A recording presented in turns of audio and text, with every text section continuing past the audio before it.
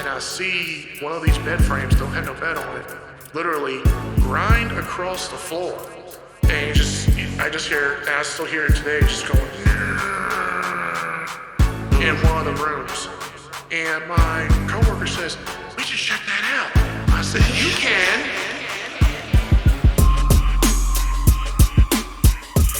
Happy New Year, everybody, and welcome to another episode of Odd Virginia, first of the year. I hope everybody has had a good 2021. I know I have. Despite its trials and tribulations, it's actually been a pretty good year. And I hope that 2022 just turns out even better for all of us. So yeah, I hope everyone had a good celebration and isn't... Well, I guess by this time it's probably well past hangover hour, but as I'm recording this, it's currently the first day of the year. Yeah, I woke up with a pretty throbbing headache this morning and magically just disappeared by noon, so I'm pretty lucky in that regard. Off on a good foot already. And today we're going to have an interview with a friend of mine who I've known for a very long time. We hang out in very similar circles. We're both tabletop gamers. So, yeah, I've known Yapo for some years now, and when he found out I was doing a podcast about the paranormal, the strange, and the unknown, he told me he had a few experiences of his own to share from when he worked as a security officer in Western State Penitentiary, the mental hospital here in Stanton, Virginia, and a lot of people want to know what goes on in there, so stay tuned and we're going to hear from Yapo. But before we get to Yapo's experiences, I want to extend an offer for anyone else who has an experience out there who might want to share it on the show here at Odd Virginia. You can send us an email at oddvirginia@protonmail.com. That's oddvirginia@protonmail.com. Just send me a short little description of your encounter, where and when it happened. We'd love to have you on the show because here at Odd Virginia, we like the woo. Woo! We love the woo. Woo! And as always, we're ready to believe you.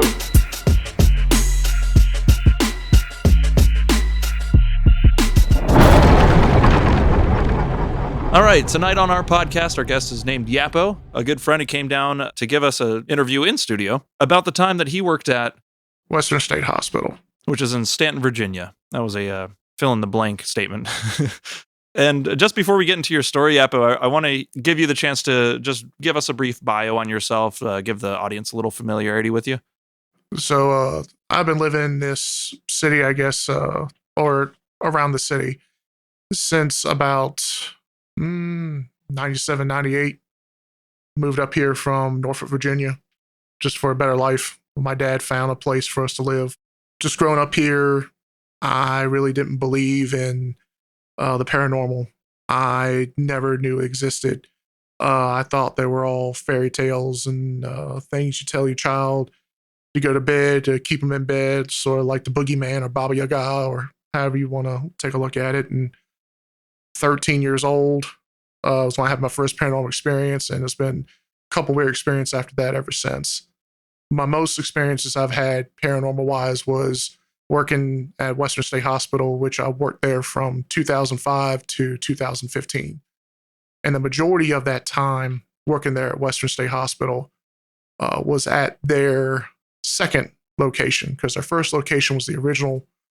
The second location was the place where it was open from like the 1960s till November 2013 was when they moved. My experiences from there is when I worked in security in Western State. So the place was almost 60 years old by the time that you got a job there. It was actually more than 60 years old, just by a bit. And do you know much about like the history of the place as far as, it was a mental institution, right? So I know a lot of the backstory. I know a lot about the dark part of the place at the time of Dr. Joseph DeJarnette, who was the main spearhead for what was called eugenics. Yeah, Dr. Desjarnette was he's like kind of the villain of Stanton, Virginia. That mad doctor. Well, it's also, I couldn't say mad doctor because at the time it was publicly acceptable for this. However, when... It was kind of mainstream science at the time, right? Yes. Something that was used all across the nation, especially Virginia and North Carolina. North Carolina was used it all the way up to the 1960s. But eugenics was pretty much And I guess the simplest way I can put it for the listeners is a systematic way of getting rid of the mentally ill, the poor, and at times those who are not of the white race. Through sterilization. Sterilization, if they were too mentally unstable, they would do frontal lobotomies on them, which is to take away their frontal lobe, which is pretty much where your personality is. And they would take that out. They would put them in cages, boxes. Because I saw a couple of those things in one of the buildings before it was shipped off. It was a horrible past, but at the same time, I don't think that we can judge that. I understand that we now know is incredibly hurtful and bad, but I don't believe we can judge now on back then. They did what they thought was right. Yeah, it was sort of a developing yes sort of science. Now, when they did find out it didn't work and it was harming more than it was helping, that's when the state mental health system changed dramatically. And the part I was around for, the place where I was at, they moved from the original hospital over to this one off the interstate in the 1960s. And they were open there until 2013. This place was really open. I would say a open campus, because you have to walk from one building to another. Mm-hmm. You had to walk from one building to go to cafeteria, to walk from the cafeteria to go to your rehabilitation classes, that sort of thing. And I started there when I was 18 years old back in 2005, and I was in their security for almost 2 years before I moved on into their, what they call the information center. I guess the best way I could put it, the paranormal that I saw there blew my mind. And this is the first time I'm actually speaking on it in any form other than just friends and family. Oh, we're getting the inside scoop. Yapo's personal experiences. What was the first thing that turned you on to the idea that there might be some sort of haunting or spiritual energy resonating there? So at the time when I first started working security, there was a bunch of buildings that were no longer used. Whether it's because they downsized, whether it was because they were abandoned. No, not abandoned. Well, they didn't need them anymore. Or like they used to have a geriatric unit, which as viewers don't know or listeners don't know, it's the mentally ill who are senior citizens, pretty much. Okay. They used to have that there, and they shut that down years before I got there. My very first experience there was it was about a week into my job. And at the time, they rotated morning shift and evening shift. And when evening shift comes around, you had to go around to different buildings and mark off that, hey, I checked this abandoned building. It is still secure. Nothing's going on, and proceed. Well, one building that used to hold the geriatrics in, I had to go into the basement. And I didn't think nothing of it. It's like, oh, it's just a basement, whatever. I go in. Oh, there's a bunch of old stuff there, a bunch of old things lying around. And next thing I know, I'm using the key to show I checked the building, and I hear something behind me. And I'm just like, okay, there's nothing there. Whatever. Maybe something fell. Now, I didn't think nothing of the paranormal. I didn't think nothing of, there may be something else in here. Just a noise. Yeah. And then I heard another noise coming from outside of the door to the basement, because a bunch of the buildings used to have a little tunnel system that went from one side of the campus to the other, and it had all the buildings connected under the in a tunnel system in case it was bad weather or for security reasons. So I go out into that tunnel and I look around. Now, mind you, let's say it's summertime. Yeah, it's about fall, because I started there in August of 2005. And it's about fall. There's been no rain. There's no way for ventilation to come in. There's no electricity going to make AC or heat go off. And all of a sudden, this cold wind just brushes by me. And there was no one in the hallway but me. And was it like a really noticeable whoosh gust? Yes. Yeah. Yes. And I'm sitting there looking, and that's when I had that. You know how when you feel like someone's watching you and you get the hair on the back of your neck? Mm-hmm. That's about what started to happen. I thought to myself, something's weird. I'm starting to get a little worried. And all of a sudden I heard someone whisper in my right ear, and it sounded like they said my name. And when I heard that, I literally ran back into the basement area. I ran to the door, I slammed it shut, and I ran up and I told my coworkers, and they pretty much just laughed it off. Ugh. They're like, "Oh, yeah, whatever, that didn't happen." I'm like, you weren't down there. That's one of the scariest things, I think, is when something you can't see says your name to you, because you wouldn't expect just an everyday dead person to know your name, right? They didn't know you in life. They probably wouldn't know you in death. No, Unless, they've been watching you. I don't know.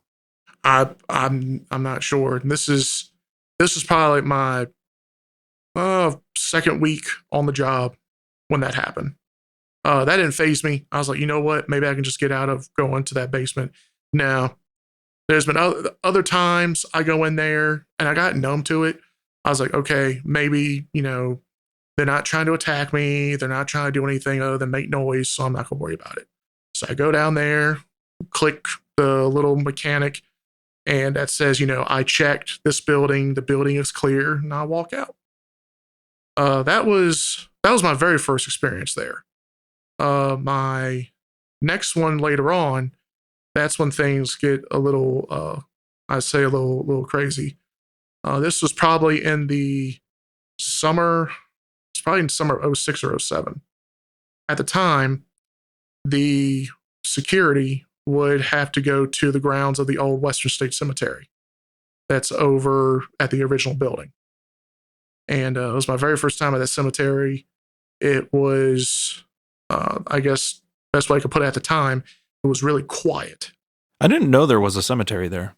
Yes. There's actually two cemeteries. There's one over at the original Western State, and then there's one over on another piece of the road. There's actually a sign up that says the years of when these people were buried there. Okay.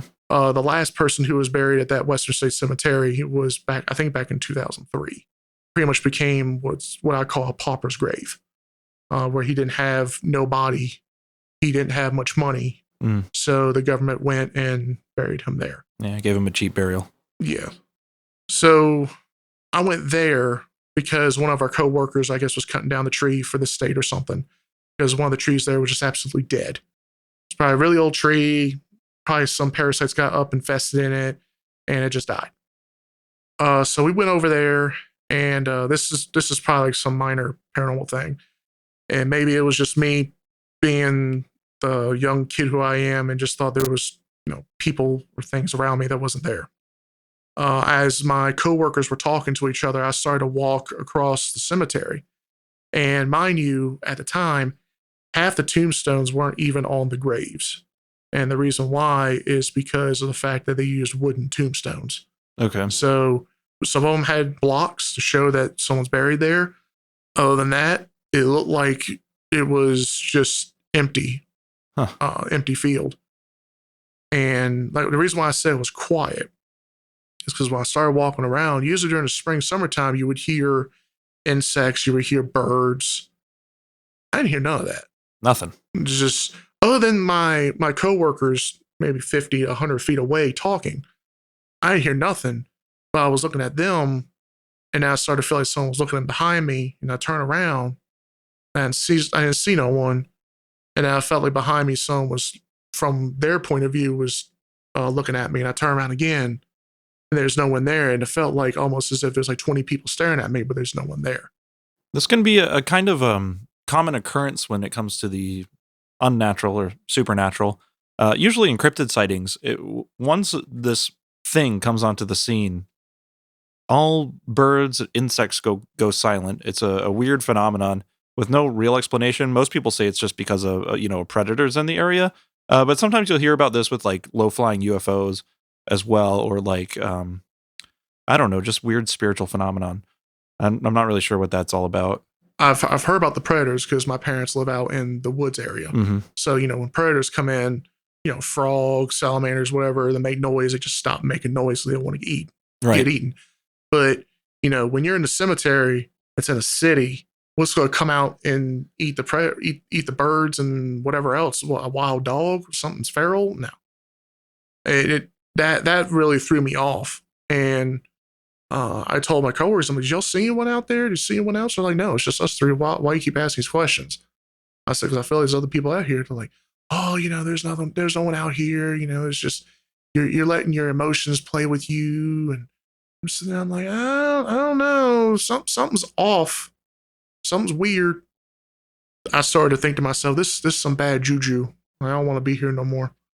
That was the first and last time I went to that cemetery, and I don't even want to go back.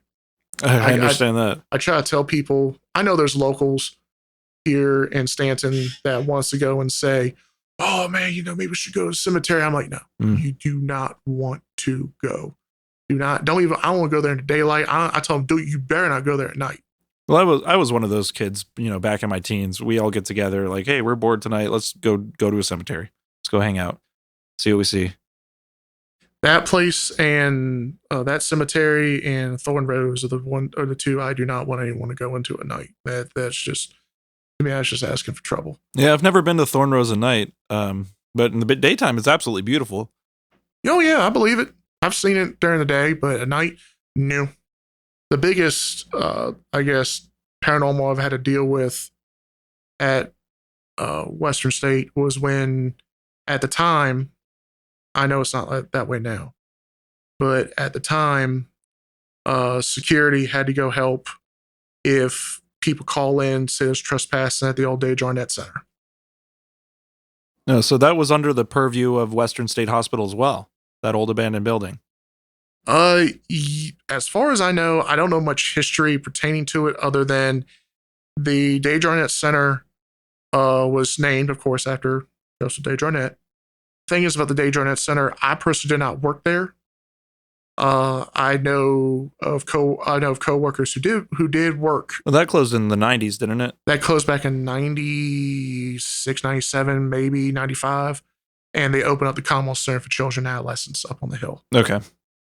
And from what I was told, because my father worked at Western State as well, he went in there at one time because he was part of Physical Plant Services. I guess they had to get some stuff from out of there or something.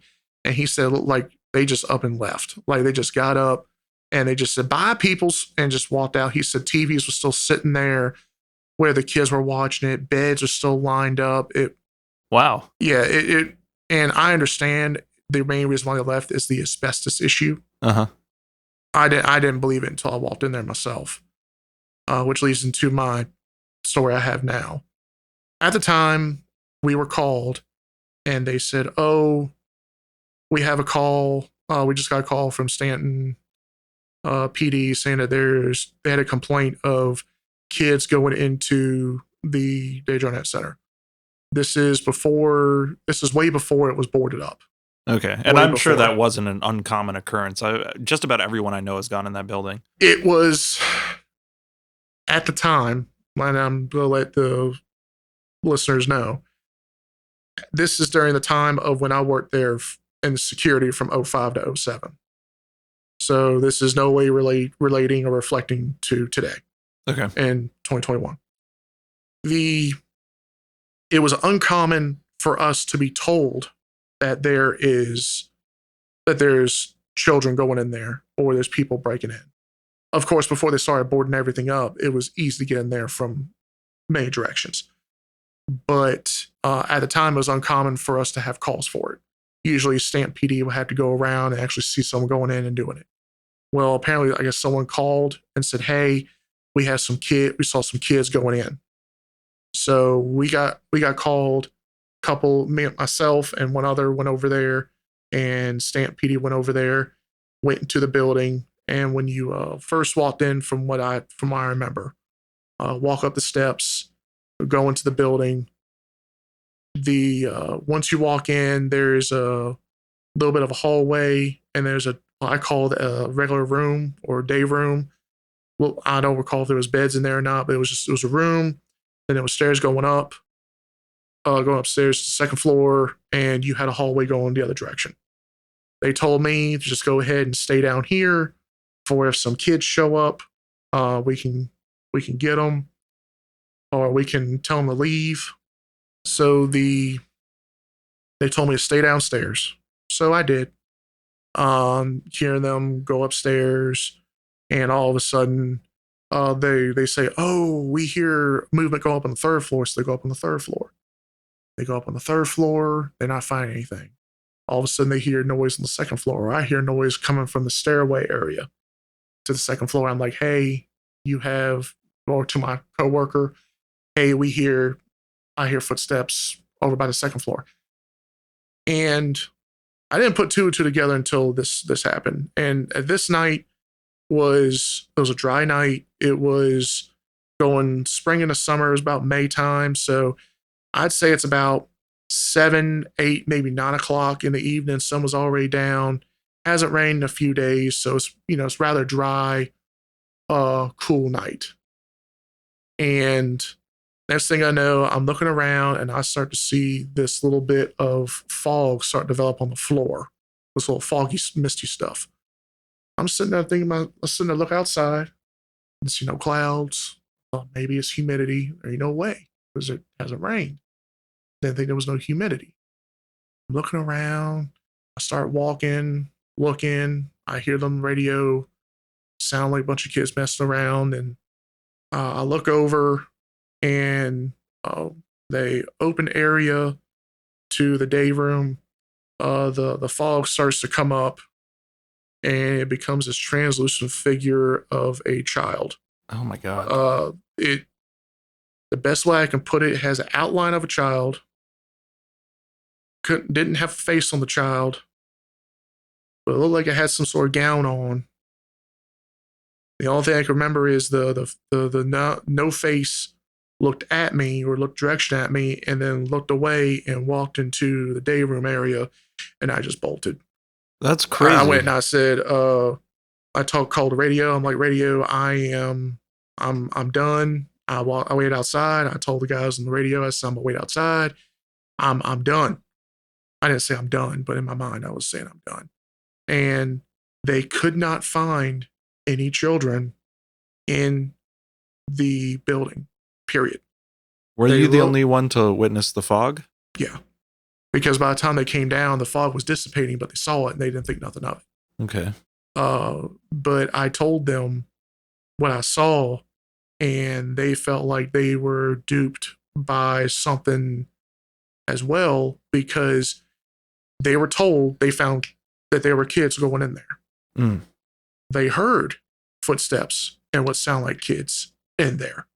And mind you, I can only speak for what I was told and heard, but they couldn't find anyone. They couldn't find anything. And I've actually had other people tell me that they found footsteps in the snow going into the building. They look like children. I want to urge the listeners, if you think it'll be a good idea to go in there, don't, because you're looking at not only maybe looking at something worse than what I found, but you may also get in some trouble with the law. It is trespassing. It is definitely trespassing. Now, that's not a place where you would expect a group of small children to go on their own. And as far as the apparition that you saw, how much definition did it have? How old do you think it was? How tall was it? I know, to me, it looked like a child. The definition I saw was it had like the outline. Think of it as you make an outline of a kid on paper, fill it in with some like crayon of gray and some translucent stuff to make it look all like a fog. And that's what it looked like to me. Maybe it was 4 feet, maybe 4.5 feet tall. And I don't know. I couldn't even tell if it was male or female. So you couldn't see if there were like maybe wrinkles in the gown. It was more just a silhouette kind of a shape. Yes. Okay. And it literally walked into that room, and I was like, "No more. No. Yeah, I'd be out of there right then and there too. I was like, I'm not dealing with this. No. And then that's my story for the DeJarnette Center. That was my biggest one, but I have 2 more from when I worked in that on that campus. Best way I can put it. Mm-hmm. The other one I have was when, again, I was working security, but this time we had what I call a maintenance call at the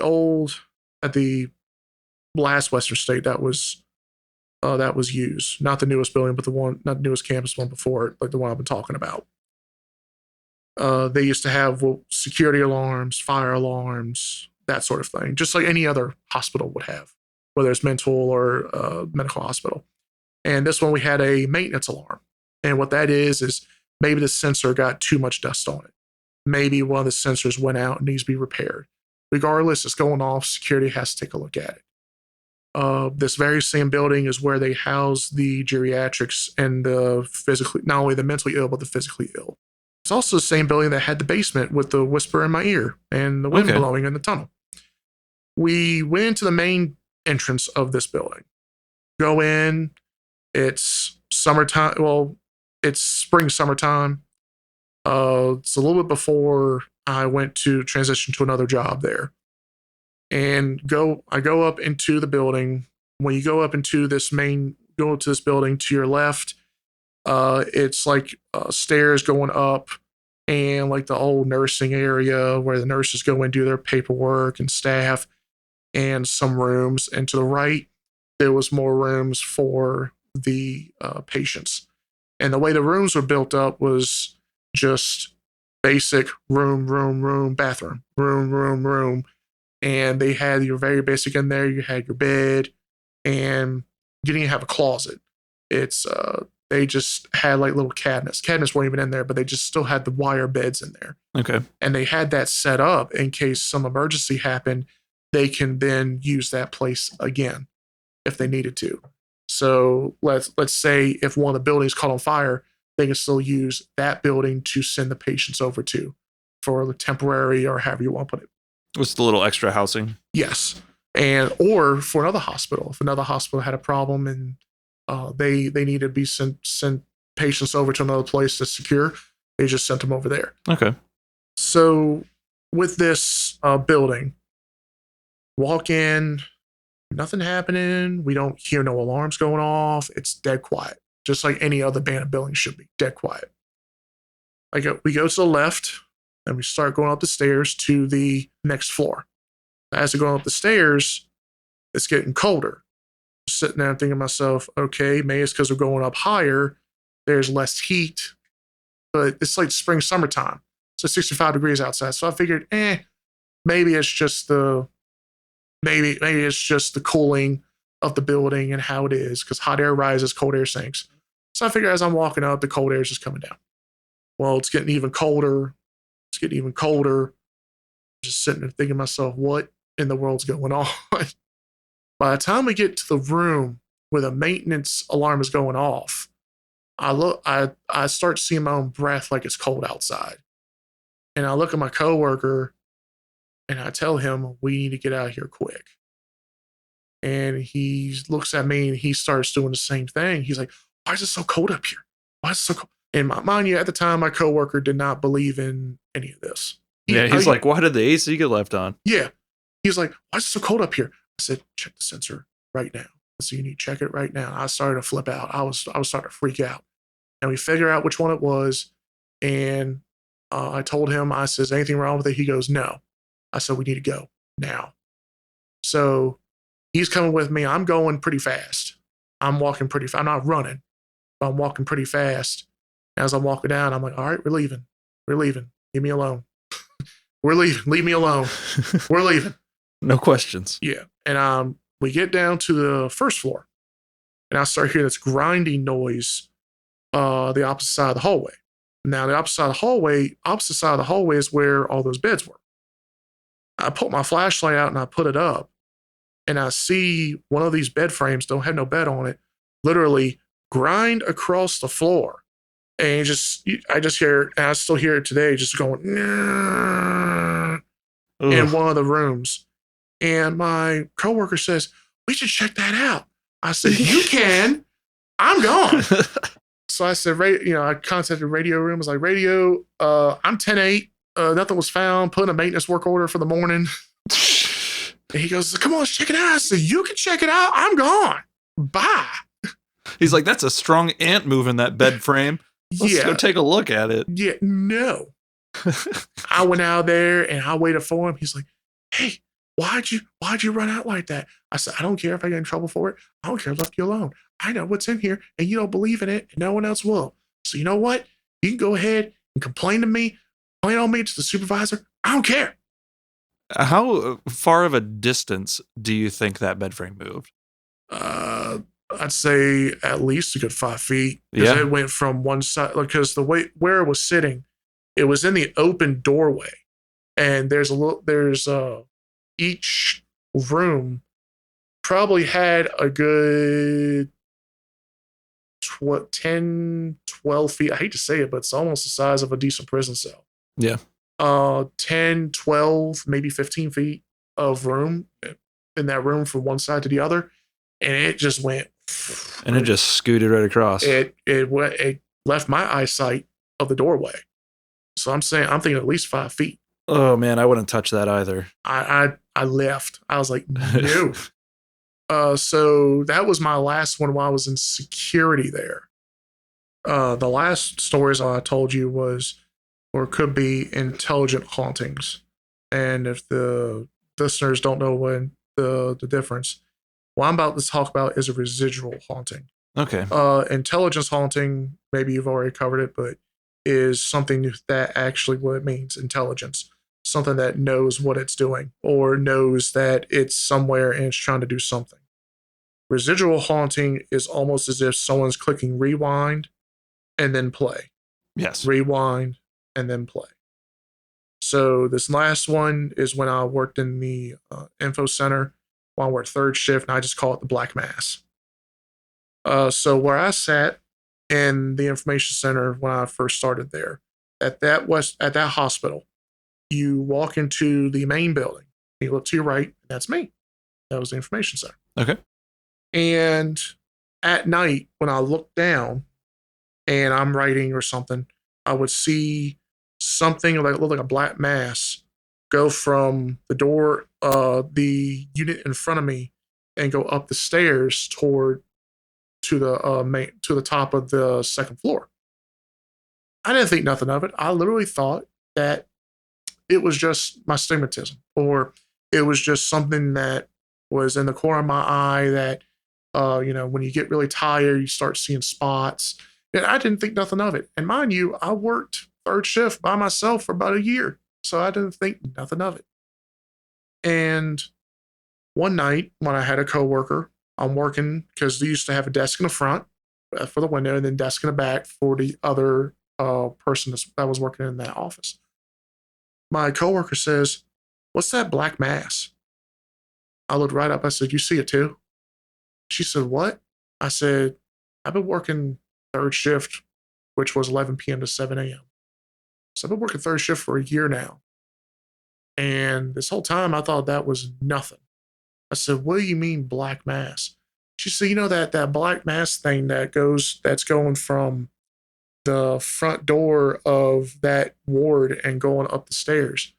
Now, mind you, when I say black mass, it literally looked like just a black mass of nothing. Just you take a marker out, you put on a sheet of paper, and you swirl it around a whole bunch, and that's pretty much what it looked like. Kind of like a 2-dimensional blob.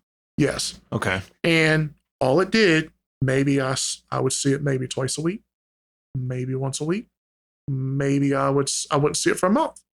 All it did was just go from a door and go upstairs. That's it. Didn't make no sound. Didn't cause no noise. It didn't matter if I wasn't there and my coworker was there. It didn't matter, who was working. That's all it did. It was just went upstairs.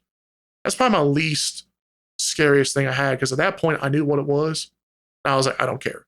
Whatever. What is it about the black mass that makes you think that it's a residual energy? Because it's doing the same repetitive action over and over and over again. No, that checks out. That makes a lot of sense. And it doesn't move any other way. It doesn't reveal itself any other way. It, like I said, just take a marker out and swirl it around on a sheet of paper, and that's what it looked like, and that's what it always looked like.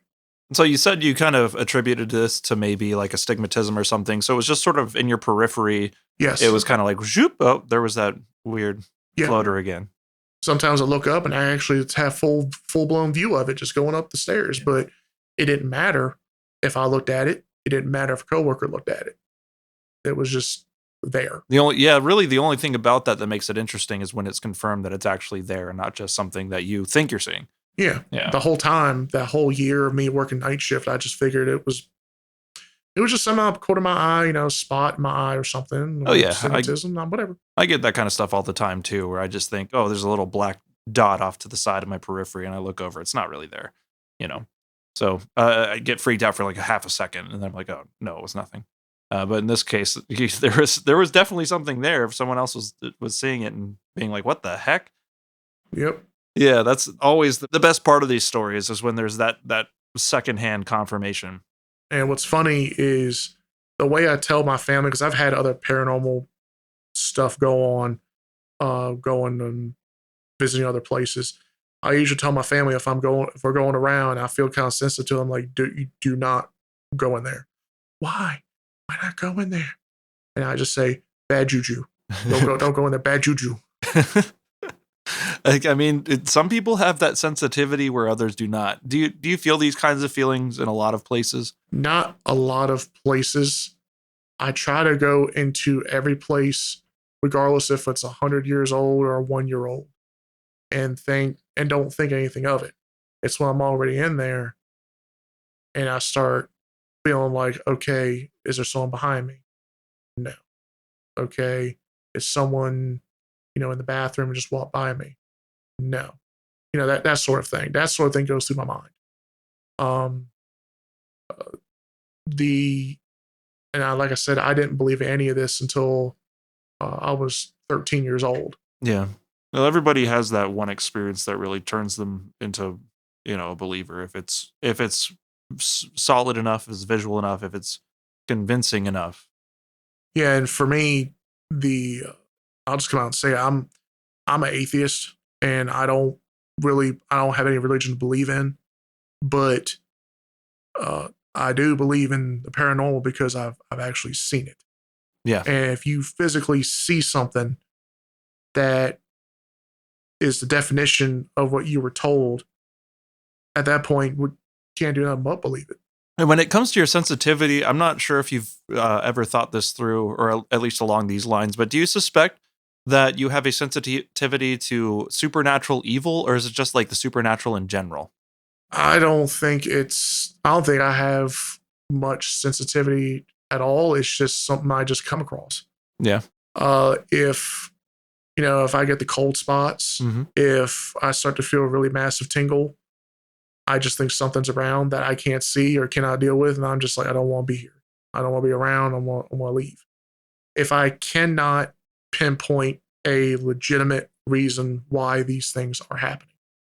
Like if I walk into a house and if there's a cold spot in someone's room, I'm going to ask simple questions like, you got your AC on? Yo, man, why is it cold in here? Do you not like the heat on? I'll do all those. You got to eliminate the rational possibilities. Yeah, before I jump to, oh, there's something in here. Or, like one of my friends have done before, oh, no, my house is haunted. I'll be like, oh, thanks for jumping to that conclusion. Figure out anything else first. Yeah, I think it is important to rule out very logical possibilities before you just jump to the supernatural explanation. However, I think there are some things where it's just incredibly obvious, where it is definitely a supernatural source creating whatever the occurrence is. And in my case in particular, when I was like 13 years old or even younger at some points, I always had that feeling of something, looming over me. The hairs on the back of my neck go up. Always when I'm alone, and I was like, am I psyching myself out, or is there really like something just constantly behind me, following me around? And it wasn't until I was about 16 when things started moving around in broad daylight in front of me in all the same places I would be feeling this feeling that I was like, okay, yeah, it is definitely something that is, I guess, trying to affect me in some way. And I took control at that point once I started seeing weird things happen. And just through force of will, I think I made it go away. I'm not really going to say I know for sure, why or how I got rid of this thing or what was following me around. But there's no definite answer when it comes to any of this stuff because science hasn't caught up with this sort of thing yet. It's getting there. It's evident that it's happening, and now that we're getting into quantum mechanics, quantum physics, it seems like we're getting closer and closer to understanding the world beyond the veil, you might say. But who knows how far away we are from that, especially as far as like a general public understanding of these things, because of how slowly the information gets disseminated to the public. Because of course you need peer-reviewed studies and blah blah blah, and then it has to slowly leak out and become popular mainstream science to that point.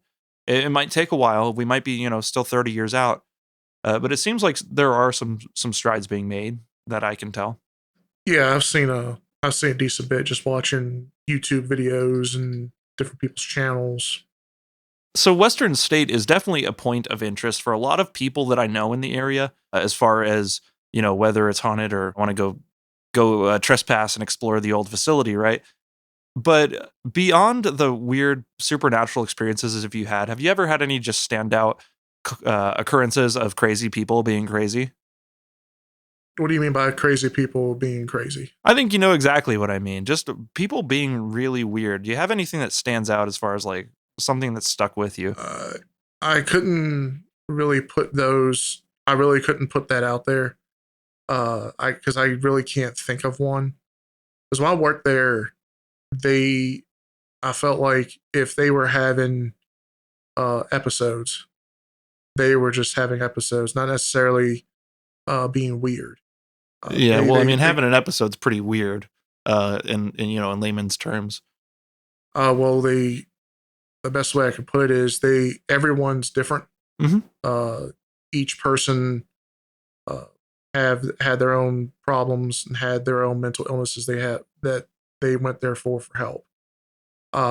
Nothing really sticks out to me as weird or extraordinary or anything like that, because that's not the way I viewed things when I worked there. That makes sense. I saw them as they needed help.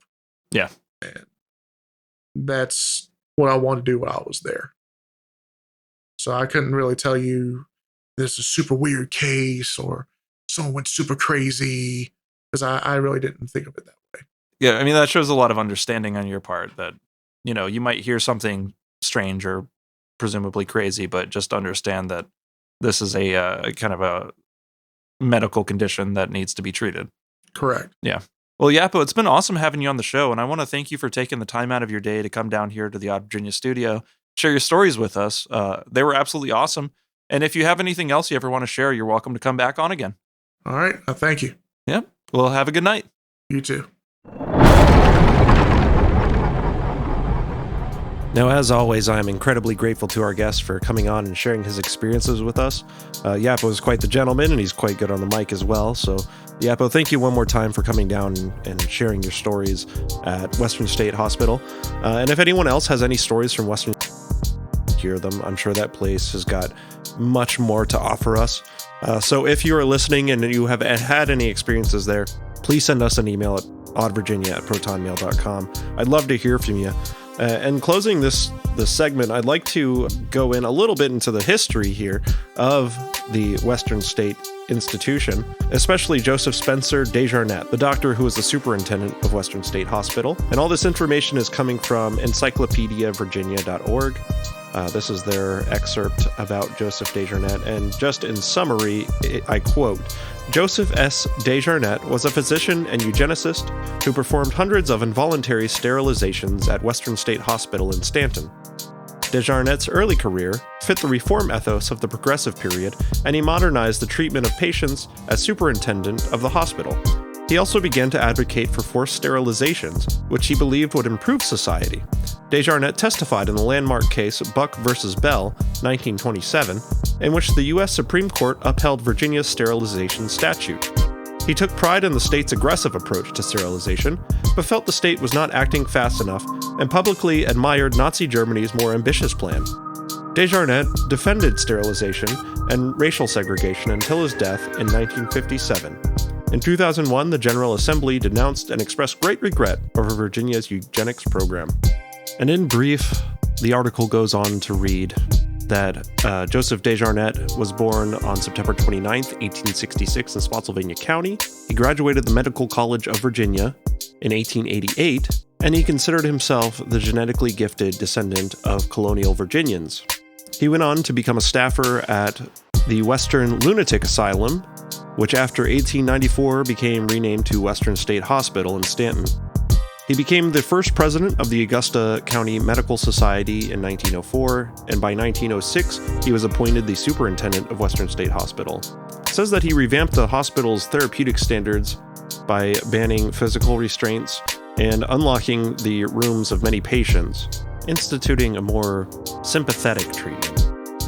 During his administration, the hospital actually grew, added a number of buildings and additions that were all designed by DeJarnette himself. And in 1932, adjacent to Western State Hospital, he opened a self-supporting, semi-private mental hospital for the middle income, which became the DeJarnette Sanatorium.